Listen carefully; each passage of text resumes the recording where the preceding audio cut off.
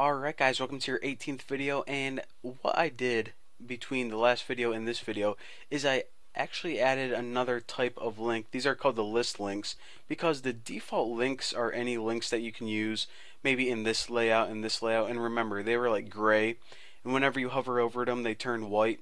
Well, I needed to add an extra margin whenever I was making the links on the left, so I only changed one property, and that is margin left right here. But anyways, I added a new class, list links, and whenever I make these links right here, they're going to be that class. But anyways, I didn't want to go through a whole video teaching you guys basically what I just said because it would take too long and we already know how to do everything. But anyways, pause the video and add this code right here from list links below to your text file, and once you do that, you're ready to move on. So the only other thing that I want to do here is I want to add one more class to the footer menu,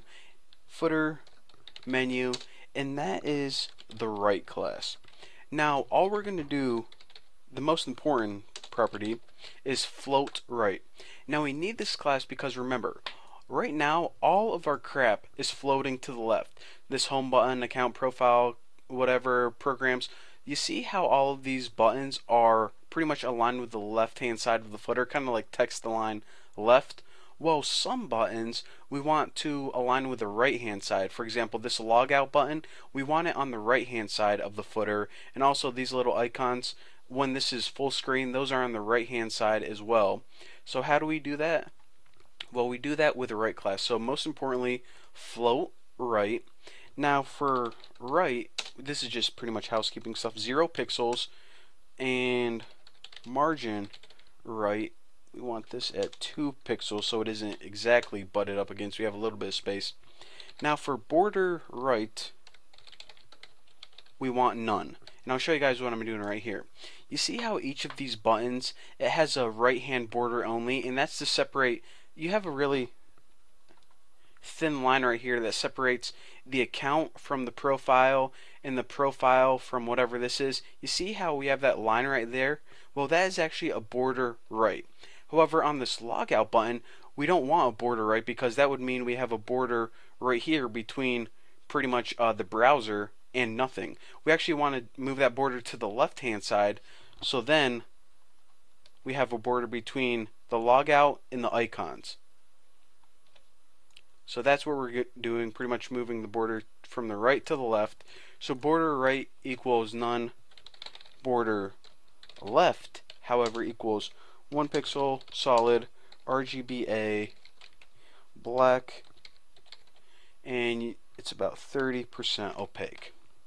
Make sure that this is the same border that you set earlier, just border left instead of right. So that is basically all of the styling that we need to do on the buttons and on the overall footer. Now I'm going to be teaching you the last main part, and this was I've been talking about forever, the different layouts. So I said that we have a 1-column layout, a 2-column layout, and a 3-column layout. So let's go ahead, layouts, and style those layouts right now. Now just to recap one last time, whenever I talk about a 1-column layout, a 2-column layout, and a 3-column layout, I'm talking about this entire drop-up menu. So this entire drop-up menu is a layout, a 1-column layout. This entire drop-up menu is a 3-column layout. So just remember, whenever I say layout, I'm talking about the entire drop-up menu. Now whenever I say individual columns like column 1, column 2, then I'm talking about this. So this is column 1, this is column 2, and if I say that one column takes up, like has a col span of 2, this is what I'm talking about, and you guys are going to see right now. Alright, so the first thing we need to do is we need to style every single layout, or the default styling that all layouts are going to have. So this is how you do that. Footer 1 column layout, and you can actually just copy this.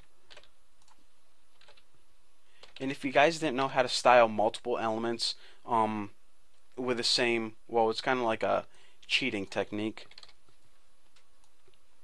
how to style multiple elements at once, this is how you do it.